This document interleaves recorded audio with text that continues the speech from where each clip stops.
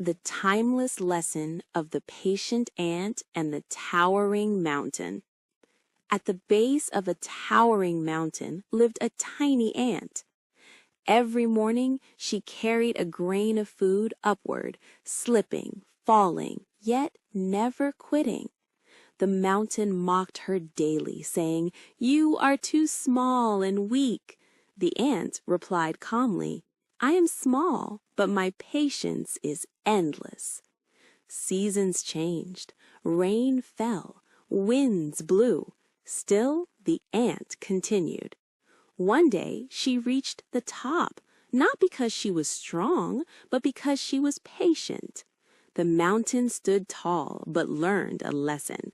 True power lies not in size, but in perseverance. Moral: patience, faith, and consistency turn small efforts into great success.